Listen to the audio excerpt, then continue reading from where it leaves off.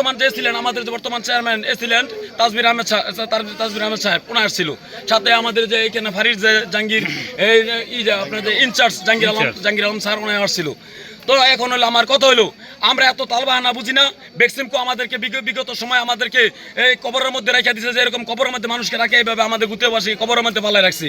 আমরা এই কবরের মধ্যে থাকতে চাই না, আমরা আমাদের রাস্তা উদ্ধার করছি। এখন যদি আপনারা যদি বিশেষ করে ইউনো মহাদেশ স্যার আপনি আজকে আসছেন, আমরা নিরীহ জনগণ এখানে ছিলাম, আজকে আপনার মুখের দিকে তাকাইছিলাম যে আজকে আপনি আমাদের ফয়সালা দিয়ে দেবেন। যেহেতু আপনি আমাদের ফয়সালা দেন নাই, আমরা আপনাকে আবারও বলি আপনি আমাদের ফয়সালা দিয়ে আমাদের রাস্তা ফিরিয়ে দেন। আমাদের এই মাঝখানটার যে জমিটা সোজা হয়ে যাচ্ছে, এটা আমাদের জমিতে যাচ্ছে, আমাদের জনগণের জমি দিয়ে যাচ্ছে। অতএব এখানে যারা বিরোধিতা করে তাদের অসৎ উদ্দেশ্যে বিরোধিতা করতেছে, তাদের উদ্দেশ্য ভালো না। জনগণের বিরুদ্ধে গিয়া কেউ কোনোদিন টিকতে পারে না। যারা বিরোধিতা করছে আমি তাদেরকে আহ্বান করবো, আপনারা এই রাস্তার জন্য এখনো সময় আছে, আপনারা জনগণের কাতারে এসে দাঁড়ান, বিরোধিতার কোনো দরকার নেই। এই রূপগঞ্জ ইউনিয়ন পরিষদ গোপালের বাড়ি যে রাস্তাটা করতেছিলাম আমাদের নিজস্ব জায়গা জমিন দিয়া এই রাস্তা করতেছি, কারো জমিন দেয়া না।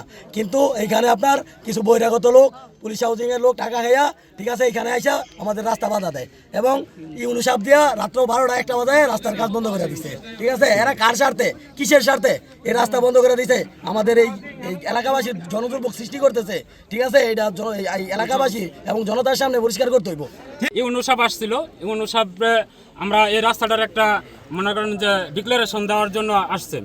তো এখানে বিভিন্ন জায়গা থেকে বিভিন্ন এলাকা থেকে লোক আসছে, লোক এসে এই রাস্তার বাধাগ্রস্ত করেছে। বাধাগ্রস্ত করার কারণে এই ইউনুসাব এখানে ফয়সালা দিয়ে যেতে পারে নাই। এখানে গাড়ি যে আটকাছে এগুলো আমাদের এলাকার লোক, আমরা এলাকাবাসী রাস্তার পক্ষে।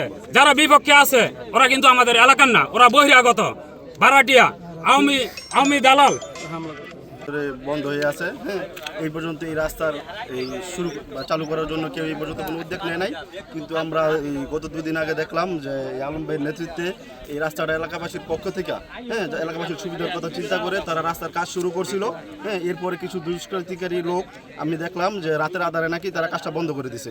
এই কারণে আমি তাদের এই আন্দোলনের সাথে এই সহমত পোষণ করে আজকে আমি এখানে আসছি। আমি চাই যাতে এই রাস্তাটা, আমরা দেখলাম প্রায় এই 60 থেকে 70% কাজ মোটামুটি হয়ে গেছে, জনগণই করছে, এলাকাবাসী মিলিতভাবে। তাই আমি আর চাই না যাতে কাজটা কেউ বা কোনো অপশক্তি দ্বারা যাতে বন্ধ না হয়। আমি এই জন্য এখানে উপস্থিত হয়েছি এবং আপনারা সবার সহযোগিতা চাই যাতে এই রাস্তা সুন্দরভাবে কাজটা শেষ করতে পারে।